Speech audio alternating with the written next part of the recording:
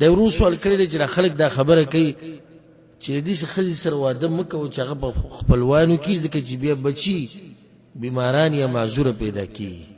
نو دا خبره صحیح ده او که نه؟ الجواب الله سبحانه وتعالی د انسانانو په دې منځ کې چې دا نکاح ګرځولې ده په دې کې ډېر حکمتونه دي او دا د پیغمبرانو سنت دي. د دې سره امتونه ډېرېږي، د دې سره نیکان خلق علما مجاهدین صالحین د خلکو سره ډېرېږي، د دې سره رشتې ډېرېږي، د دې سره قومونه مضبوطېږي، د دې سره محبت د انسانانو په منځ کې خورېږي، زړه ته سکون رسي. د واده ګوره زړه ته سکون د رسېدو یو سبب دی. ته چې ستړی شي بهر کور ته لاړ شي د ښځې سره یو څو منټه کښېنې نو زړه ته څه میلاو شي؟ سکون میلاو شي. دا سکون تا ته که ته د پلار سره کښېنې، د رور سره کښېنې، د زوی سره کښېنې، د ملګري سره کښېنې، خو دا سکون تا ته نه میلاویږي. اوس هغه جدا مسله چې ښځه په سړي داسې واوړي چې هغه سړی بیا ورته وایي ما ته خو سکون میلاو نه شو. دا استثنایي حالات دي، خو عام اوقاتو کې الله سبحانه وتعالی د دې ښځې او خاوند په منځ کې یو ناشنا رابطه جوړه کړې ده. دا اولنۍ خبره شو. بیا دې مسلې ته راځو. د کوم چې ورور تپوس کړی دی نو نه په قرآن کې شته نه په صحیح حدیث کې دا خبره ده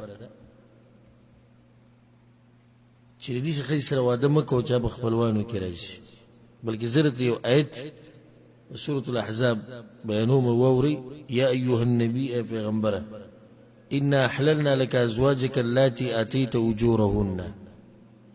پیغمبر ستا دپاره دغه ښځې حلالې دي چې تا د هغوی مهر ورکړی.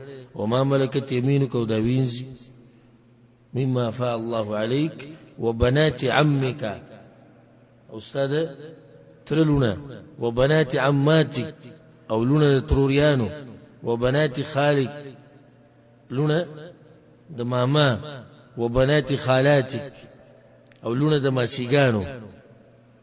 نو دې چې وګوره الله سبحانه وتعالی ورته وایي د ستا دپاره څه دي؟ حلالې دي. اللاتي هاجرن معک چې تا سره هجرت کړی. دې نه د ثابتېږي چې دا جایز دي، څه حرج نشته. رسول صلی الله علیه وسلم د زینب بنت جحش رضی الله عنها سره نکاح کړی او زینب بنت جحش د رسول صلی الله علیه وسلم د ترور لور ده. بیا رسول صلی الله علیه وسلم خپل لور فاطمه علی رضی الله عنها ورکړې ده او علی رضی الله عنه د رسول صلی الله علیه وسلم د تره زوی دی. په دې کې دا خبره کمزوري خبره ده. ها قانون به نه جوړي او کله نه کله کېدی شي چې ډاکټر مثال کې ټیسټونه وکړي د هغې لپاره یو پوه او ثقه ډاکټر هغه دا خبره وکړي، نو دا استثنایي حالات شو، دا قانون او قاعده نه شوه. لکه عامه خبره به داسې نه کې، خو داسې کېدی شي د یو سړي سره چې ډاکټر ورته دا ووایي چې ستا او د دې ښځې د یو بل سره دا تړون د ماشوم د پیدا کېدو ده او د ماشوم د راوړلو دا برابر نه دی. هغې ډېرې وجې کېدی چې ډاکټرانو ته معلومي دا په دې چې د ستا خپله ده او یا بله څه مسله ده، نو دا به یو خاص حالي یو خاص واقعه ده.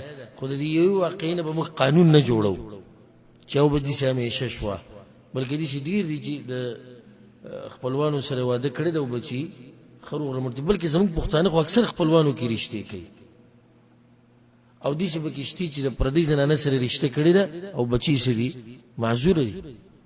نو دا خبره کمزوري ده. والله اعلم.